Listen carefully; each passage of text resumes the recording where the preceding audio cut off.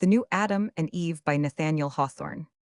We who are born into the world's artificial system can never adequately know how little in our present state and circumstances is natural, and how much is merely the interpolation of the perverted mind and heart of man. Art has become a second and stronger nature. She is a stepmother whose crafty tenderness has taught us to despise the bountiful and wholesome ministrations of our true parent.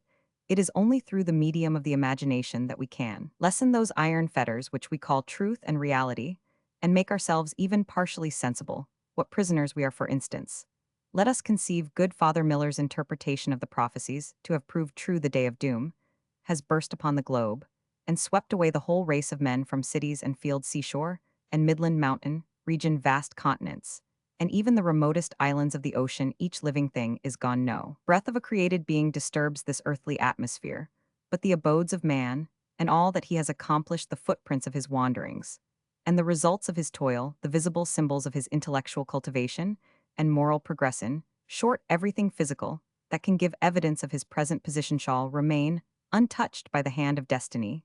Then to inherit and repeople this waste and deserted earth, we will suppose a new Adam and a new Eve to have been created in the full development of mind and heart, but with no knowledge of their predecessors, nor of the diseased circumstances that had become encrusted around them.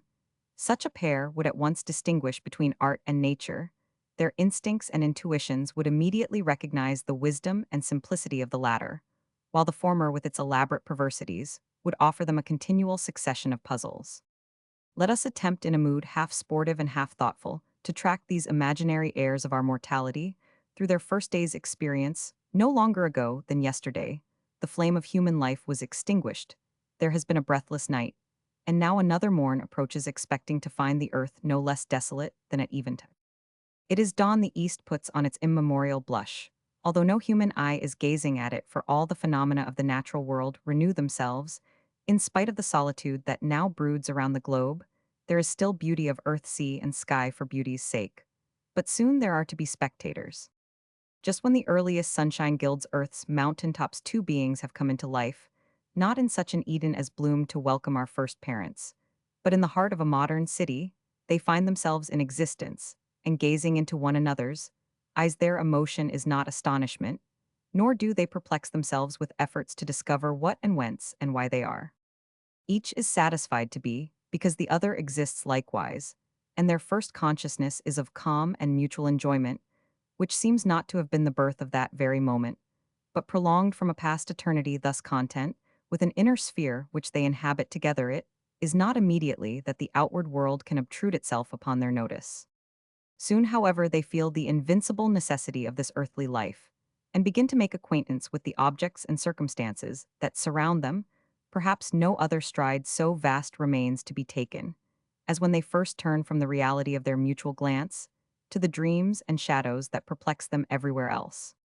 Sweetest Eve, where are we? Exclaims the new Adam, for speech, or some equivalent mode of expression, is born with them, and comes just as natural as breath. Methinks, I do not recognize this place. Nor I, dear man, replies the new Eve, and what a strange place too. Let me come closer to thy side, and behold thee only, for all other sights trouble and perplex my spirit. Nay, Eve, replies Adam, who appears to have the stronger tendency towards the material world. It were well that we gain some insight into these matters. We are in an odd situation here. Let us look about us. Assuredly, there are sights enough to throw the new inheritors of earth into a state of hopeless perplexity. The long lines of edifices, their windows glittering in the yellow sunrise, and the narrow street between, with its barren pavement, tracked and battered by wheels that have now rattled into an irrevocable, past the signs, with their unintelligible hieroglyphics, the squareness and ugliness and regular or irregular deformity of everything that meets the eye, the marks of wear and tear, and unrenewed decay which distinguish the works of man from the growth of nature. What is there in all this capable of the slightest significance to minds that know nothing of the artificial system, which is implied in every lamp post and each brick of the houses? Moreover, the utter loneliness and silence in a scene that originally grew out of noise and bustle must needs impress a feeling of desolation, even upon Adam and Eve, unsuspicious as they are of the recent extinction of human existence. In a forest solitude would be life, in a city it is death. The new Eve looks round with a sensation of doubt and distrust, such as a city dame, the daughter of numberless generations of citizens, might experience If suddenly transported to the Garden of Eden at length, her downcast eye discovers a small tuft of grass just beginning to sprout among the stones of the pavement. She eagerly grasps it, and is sensible that this little herb awakens some response within her heart. Nature finds nothing else to offer her. Adam, after staring up and down the street, without detecting a single object that his comprehension can lay hold of, finally turns his forehead to the sky. There indeed is something which the soul within him recognizes. "Look up yonder, mine own Eve," he cries, "surely we ought to dwell among those gold-tinged clouds, or in the blue depths beyond them. I know not how nor when, but evidently we have strayed away from our home, for I see nothing hereabouts that seems to belong to us. Can we not ascend thither?" inquires Eve. "Why not?" answers Adam hopefully, "but know something drags us down in spite of our best efforts. Perchance we may find a path hereafter." In the energy of new life, it appears no such impracticable feat to climb into the sky, but they have already received a woeful lesson, which may finally go far towards reducing them to the level of the departed race. When they acknowledge the necessity of keeping the beaten track of earth, they now set forth on a ramble through the city in the hope of making their escape from this uncongenial sphere. Already in the fresh elasticity of their spirits, they have found the idea of weariness. We will watch them as they enter some of the shops and public or private edifices, for every door, whether of alderman or beggar, church or hall of state, has been flung wide open by the same agency that swept away the inmates. It so happens, and not unluckily for an Adam and Eve, who are still in the costume that might better have befitted Eden, it so happens that their first visit is to a fashionable dry goods store. No courteous and importunate attendants hasten to receive their orders. No throng of ladies are tossing over the rich Parisian fabrics. All is deserted. Trade is at a standstill, and not even an echo of the national watchword, "Go ahead," disturbs the quiet of the new customers, but specimens of the latest earthly fashion, silks of every shade, and whatever is most delicate or splendid for the decoration of the human form, he scattered around profusely, as bright autumnal leaves in a forest. Adam looks at a few of the articles, but throws them carelessly aside with whatever exclamation may correspond to pish or pshaw in the new vocabulary of nature. Eve, however, it said without offense to her native modesty, examines these treasures of her sex with somewhat livelier interest. A pair of corsets chance to be upon the counter. She inspects them curiously, but knows not what to make of them. Then she handles a fashionable silk with dim yearnings, thoughts that wander hither and thither, instincts groping in the dark. "On the whole, I do not like it," she observes, laying the glossy fabric upon the counter. "But Adam, it is very strange. What can these things mean? Surely I ought to know, yet they put me in a perfect maze." "Poe, my dear Eve, why trouble thy little head about such nonsense?" cries Adam, in a fit of impatience. "Let us go somewhere else. But stay, how very beautiful, my loveliest Eve. What a charm you have imparted to that robe, by merely throwing it over your shoulders." For Eve, with the taste that nature molded into her composition, has taken a remnant of exquisite silver gauze and drawn it around her forms with an effect that gives Adam his first idea of the witchery of dress. He beholds his spouse in a new light, and with renewed admiration, yet is hardly reconciled to any other attire than her own golden locks. However, emulating Eve's example, he makes free with a mantle of blue velvet, and puts it on so picturesquely that it might seem to have fallen from heaven upon his stately figure. Thus garbed, they go in search of new discoveries. They next wander into a church, not to make a display of their fine clothes, but attracted by its spire pointing upwards to the sky, whither they have already yearned to climb. As they enter the portal, a clock, which it was the last earthly act of the sexton to wind up, repeats the hour in deep, reverberating tones, for time has survived his former progeny, and with the iron tongue that man gave him, is now speaking to his two grandchildren. They listen, but understand him. Not nature would measure time by the succession of thoughts and acts which constitute real life, and not by hours of emptiness. They pass up the church aisle and raise their eyes to the ceiling. Had our Adam and Eve become mortal in some European city, and strayed into the vastness and sublimity of an old cathedral, they might have recognized the purpose for which the deep-souled founders reared it. Like the dim awfulness of an ancient forest, its very atmosphere would have incited them to prayer within the snug walls of a metropolitan church. There can be no such influence. Yet some odor of religion is still lingering here, the bequest of pious souls who had grace to enjoy a foretaste of immortal life. Perchance, they breathe a prophecy of a better world to their successors. who have become obnoxious to all their own cares and calamities in the present one. Eve, something impels me to look upward, says Adam, but it troubles me to see this roof between us and the sky. Let us go forth, and perhaps we shall discern a great face looking down upon us. Yes, a great face with a beam of love brightening over it, like sunshine responds, Eve, surely we have seen such a countenance somewhere. They go out of the church and kneeling at its threshold, give way to the spirit's natural instinct of adoration towards a beneficent Father.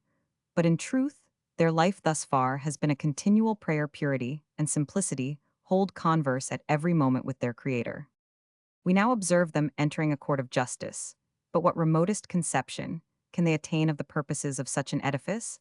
How should the idea occur to them that human brethren of like nature with themselves, and, originally included in the same law of love, which is their only rule of life, should ever need an outward enforcement of the true voice within their souls, and what save a woeful experience, the dark result of many centuries, could teach them the sad mysteries of crime, O judgment seat? Not by the pure in heart vast thou established, nor in the simplicity of nature, but by hard and wrinkled men. And upon the accumulated heap of earthly wrong thou art, the very symbol of man's perverted state. On as fruitless an errand our wanderers, next visit a hall of legislature, where Adam places Eve in the speaker's chair unconscious of the moral, which he thus exemplifies man's intellect, moderated by woman's tenderness and moral sense. Were such the legislation of the world, there would be no need of state houses, capitals, halls of parliament, nor even of those little assemblages of patriarchs beneath the shadowy trees, by whom freedom was first interpreted to mankind on our native shores. Whither go they next? A perverse destiny seems to perplex them with one after another of the riddles, which mankind put forth to the wandering universe, and left unsolved in their own destruction, they enter an edifice of stern gray stone standing, insulated in the midst of others, and gloomy, even in the sunshine which it barely suffers to penetrate through its iron-grated windows. It is a prison. The jailer has left his post at the summons of a stronger authority than the sheriff's. But the prisoners did the messenger of fate when he shook open all the doors, respect the magistrate's warrant and the judge's sentence, and leave the inmates of the dungeons to be delivered by due course of earthly law. No, a new trial has been granted in a higher court, which may set judge, jury, and prisoner at its bar all in a row, and perhaps find one no less guilty than another. The jail, like the whole earth, is now a solitude and has thereby lost something of its dismal gloom. But here are the narrow cells like tombs, only drearier and deadlier, because in these the immortal spirit was buried with the body. Inscriptions appear on the walls, scribbled with a pencil, or scratched with a rusty nail, brief words of agony perhaps, or guilt's desperate defiance to the world, or merely a record of a date, by which the writer strove to keep up with the march of life. There is not a living eye that could now decipher these memorials. Nor is it while so fresh from their Creator's hand that the new denizens of earth know, nor their descendants for 1,000 years could, discover that this edifice was a hospital for the direst disease which could afflict their predecessors. Its patients bore the outward marks of that leprosy, with which all were more or less infected. They were sick, and so were the purest of their brethren, with the plague of sin, a deadly sickness. Indeed, feeling its symptoms within the breast, men concealed it with fear and shame, and were only the more cruel to those unfortunates whose pestiferous sores were flagrant to the common eye. Nothing save a rich garment could ever hide the plague spot. In the course of the world's lifetime, every remedy was tried for its cure and extirpation, except the single one, the flower that grew in heaven, and was sovereign for all the miseries of earth. Man never had attempted to cure sin by love had he but once made the effort. It might well have happened that there would have been no more need of the dark Lazar house, into which Adam and Eve have wandered. Hasten forth with your native innocence, lest the damps of these still conscious walls infect you likewise, and thus another fallen race be propagated. Passing from the interior of the prison into the space within its outward wall, Adam pauses beneath a structure of the simplest contrivance, yet altogether unaccountable to him. It consists merely of two upright posts, supporting a transverse beam from which dangles a cord. Eve, cries Adam, shuddering with a nameless horror, what can this thing be? I know not, answers Eve, but Adam, my heart is sick. There seems to be no more sky, no more sunshine. Well might Adam shudder and poor Eve be sick at heart, for this mysterious object was the type of mankind's whole system, in regard to the great difficulties which God had given to be solved. A system of fear and vengeance, never successful yet, followed to the last. Here, on the morning when the final summons came, a criminalone criminal, where none were guiltless shed died upon the gallows. Had the world heard the footfall of its own approaching doom, it would have been no inappropriate act thus to close the record of its deeds, by one so characteristic. The two pilgrims now hurry from the prison. Had they known how the former inhabitants of earth were shut up in artificial error, and cramped and chained by their perversions, they might have compared the whole moral world to a prison house, and have deemed the removal of the race a general jail delivery. They next enter unannounced, but they might have rung at the door in vain, a private mansion, one of the stateliest in Beacon Street. A wild and plaintive strain of music is quivering through the house, now rising like a solemn organ peal, and now dying into the faintest murmur, as if some spirit that had felt an interest in the departed family were bemoaning itself in the solitude of hall and chamber. Perhaps a virgin, the purest of mortal race, has been left behind to perform a requiem for the whole kindred of humanity. Not so, these are the tones of an Aeolian harp, through which nature pours the harmony that lies concealed in her every breath, whether of summer breeze or tempest. Adam and Eve are lost in rapture unmingled. With surprise, the passing wind that stirred the harp strings has been hushed before they can think of examining the splendid furniture, the gorgeous carpets, and the architecture of the rooms. These things amuse their unpracticed eyes, but appeal to nothing within their hearts. Even the pictures upon the walls scarcely excite a deeper interest, for there is something radically artificial and deceptive in painting with which minds in the primal simplicity cannot sympathize. The unbidden guests examine a row of family portraits, but are too dull to recognize them as men and women beneath the disguise of a preposterous garb, and with features and expression debased because inherited through ages of moral and physical decay. Chance, however, presents them with pictures of human beauty fresh from the hand of nature.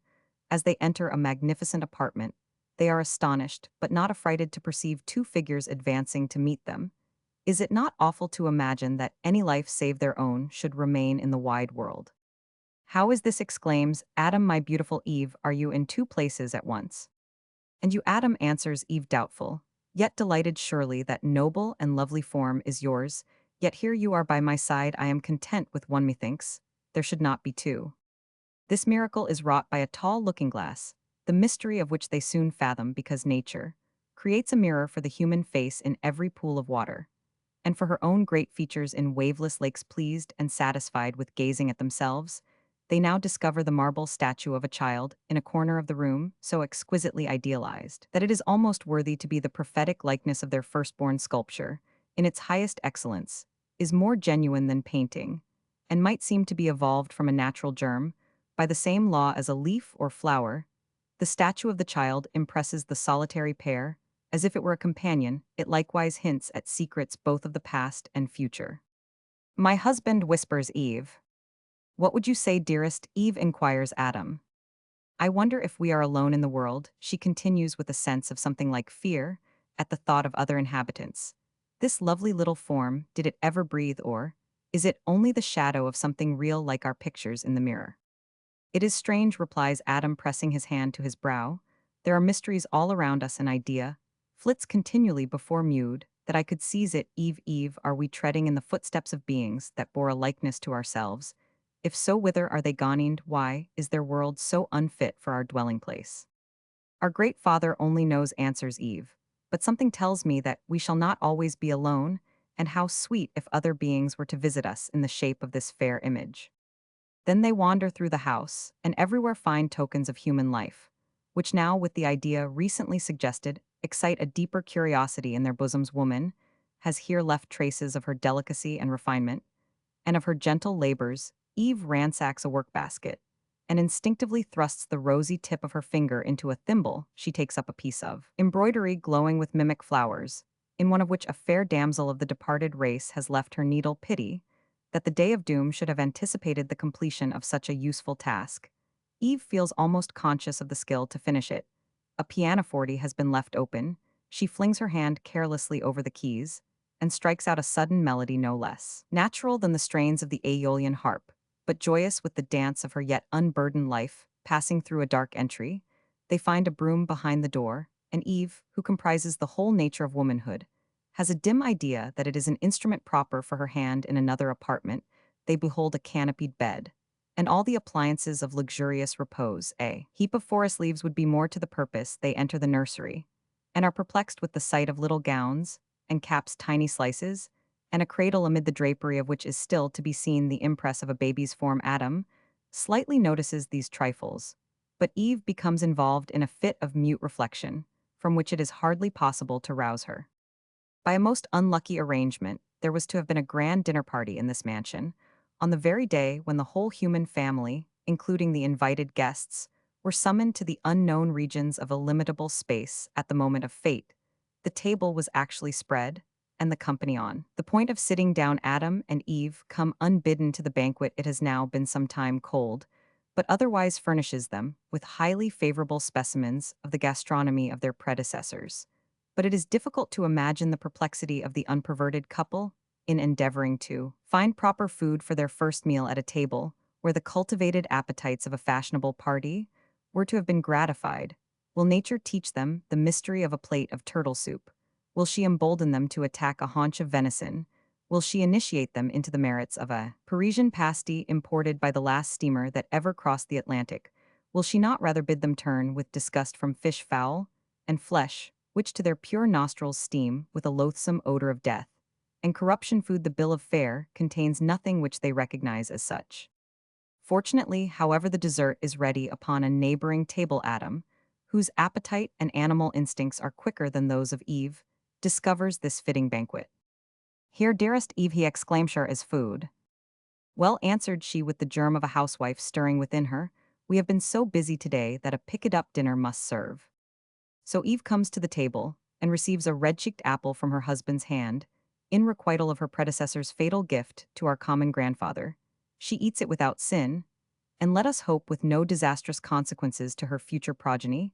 They make a plentiful yet temperate meal of fruit, which, though not gathered in paradise, is legitimately derived from the seeds that were planted there. Their primal appetite is satisfied. "What shall we drink?" Eve inquires Adam. Eve peeps among some bottles and decanters, which, as they contain fluids she naturally conceives, must be proper to quench thirst, but never before did claret, hock, and Madeira of rich and rare perfume excite such disgust as now. She exclaims after smelling at various wines, "What stuff is here! The beings who have gone before us could not have possessed the same nature that we do, for neither their hunger nor thirst were like our own." "Pray hand me yonder bottle," says Adam. "If it be drinkable by any manner of mortal, I must moisten my throat with it." After some remonstrances, she takes up a champagne bottle, but is frightened by the sudden explosion of the cork, and drops it upon the floor. There the untasted liquor effervesces. Had they quaffed it, they would have experienced that brief delirium, whereby, whether excited by moral or physical causes, man sought to recompense himself for the calm, lifelong joys which he had lost by his revolt from nature. At length, in a refrigerator, Eve finds a glass pitcher of water, pure cold, and bright as ever gushed from a fountain among the hills. Both drink, and such refreshment does it bestow, that they question one another if this precious liquid be not identical with the stream of life within them. "And now," observes Adam, "we must again try to discover what sort of a world this is, and why we have been sent hither." "Why, to love one another," cries Eve. "Is not that employment enough?" "Truly is it," answers Adam, kissing her. "But still I know that something tells us there is labor to be done. Perhaps our allotted task is no other than to climb into the sky, which is so much more beautiful than earth." "Then would we were there now," murmurs Eve, "that no task or duty might come between us." They leave the hospitable mansion, and we next see them passing down State Street. The clock on the old State House points to high noon, when the exchange should be in its glory and present the liveliest emblem of what was the sole business of life. As regarded a multitude of the foregone worldlings, it is over now. The Sabbath of eternity has shed its stillness along the street. Not even a newsboy assails the two solitary passers-by with an extra pen and paper from the office of the Times or Mail, containing a full account of yesterday's terrible catastrophe. Of all the dull times that merchants and speculators have known, this is the very worst, for so far as they were concerned, creation itself has taken the benefit of the Bankrupt Act. After all, it is a pity. Those mighty capitalists who had just attained the wished for wealth, those shrewd men of traffic, who had devoted so many years to the most intricate and artificial of sciences, and had barely mastered it when the universal bankruptcy was announced by peal of trumpet, can they have been so incautious as to provide no currency of the country, whither they have gone, nor any bills of exchange or letters of credit from the needy on earth, to the cashkeepers of heaven. Adam and Eve enter a bank, start, not ye whose funds are treasured there. You will never need them, now call not for the police the stones of the street. And the coin of the vaults are of equal value to this simple pair, strange sight. They take up the bright gold in handfuls, and throw it sportively into the air, for the sake of seeing the glittering worthlessness descend again, in a shower.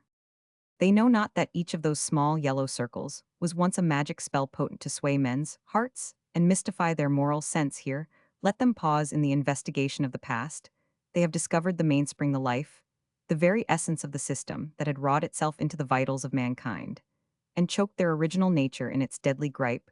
Yet how powerless over these young inheritors of Earth's hoarded wealth, and here, too, are huge packages of banknotes, those talismanic slips of paper, which once had the efficacy to build up enchanted palaces like exhalations, and work all kinds of perilous wonders, yet were themselves but the ghosts of money, the shadows of a shade. How like is this vault to a magician's cave when the all-powerful wand is broken, and the visionary splendor vanished, and the floor strewn with fragments of shattered spells and lifeless shapes once animated by demons. Everywhere, my dear Eve, observes Adam, we find heaps of rubbish of one kind or another. Somebody, I am convinced, has taken pains to collect them. But for what purpose, perhaps hereafter, we shall be moved to do the like. Can that be our business in the world? Oh no, no, Adam, answers Eve, it would be better to sit down quietly and look upward to Tyne's sky. They leave the bank, and in good time, for had they tarried later, they would probably have encountered some gouty old goblin of a capitalist, whose soul could not long be anywhere save in the vault with his treasure. Next they drop into a jeweler's shop. They are pleased with the glow of gems, and Adam twines a string of beautiful pearls around the head of Eve, and fastens his own mantle with a magnificent diamond brooch. Eve thanks him and views herself with delight in the nearest looking-glass shortly afterward, observing a bouquet of roses and other brilliant flowers in a vase of water. She flings away the inestimable pearls, and adorns herself with these lovelier gems of nature. They charm her with sentiment as well as beauty.